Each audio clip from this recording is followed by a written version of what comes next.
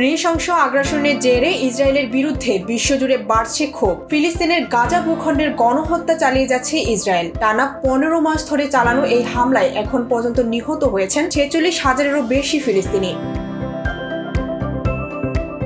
মূলত আরও এক সপ্তাহেরও কিছু বেশি সময়ের মধ্যে মার্কিন প্রেসিডেন্ট হিসেবে দায়িত্ব নিতে চলেছেন ট্রাম্প। শনিবার এক প্রতিবেদনে এই তথ্য জানিয়েছে তুর্কি বার্তা সংস্থা আনাডোলু।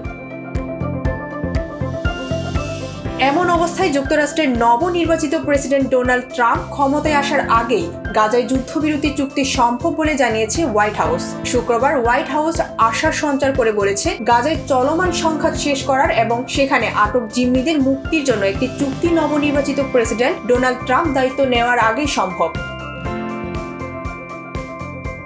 বিদায়ী প্রেসিডেন্ট জো বাইডেনের মধ্যপ্রাচ্য বিষয়ক পয়েন্টম্যান ব্রেট মার্ক গার্গের কথা উল্লেখ করে হোয়াইট হাউসের জাতীয় নিরাপত্তা পরিষদের মুখপাত্র জন কির্বি সাংবাদিকদের বলেন, আমরা মনে করি এটা সম্ভব, কিন্তু আমাদের সামনে যে অনেক কঠোর পরিশ্রম রয়েছে সেটা ছাড়া এটা সম্ভব না। তিনি আরও বলেন, যুদ্ধবিরতির চুক্তি তার এবং পুরো জাতীয় নিরাপত্তা দলের মনোযোগের কেন্দ্রে রয়েছে।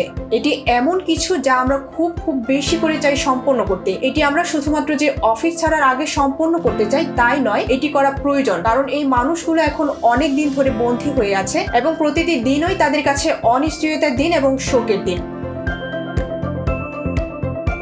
আনাদোলু বলছে, চুক্তি নিয়ে চলমান আলোচনার জন্য মার্কেট বর্তমানে কাতারের রাজধানীতে রয়েছেন। এছাড়া বন্দি বিনিময় চূড়ান্তকরণ এবং যুদ্ধবিরতি নিশ্চিত করার লক্ষ্যে কাতার এবং মিশরের মধ্যস্থতায় ফিলিস্তিনি গোষ্ঠী হামাসের সঙ্গে পরোক্ষ আলোচনায় পুনরায় শুরু করতে গত শুক্রবার ইসরায়েলের একটি প্রতিনিধি দলও দোহায় গেছে।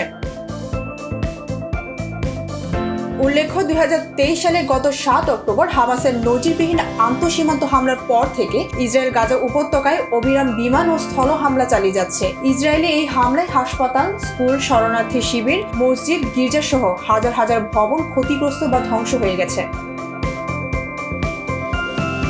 গাজার স্বাস্থ্য কর্তৃপক্ষের মতে, গাজায় এখন পর্যন্ত 46,000-এরও বেশি মানুষ নিহত হয়েছেন, যাদের বেশিরভাগই নারী ও শিশু। এছাড়া আহত হয়েছেন আরও লক্ষাধিক ফিলিস্তিনি। ডেস্ক রিপোর্ট, ভোরের পাতা।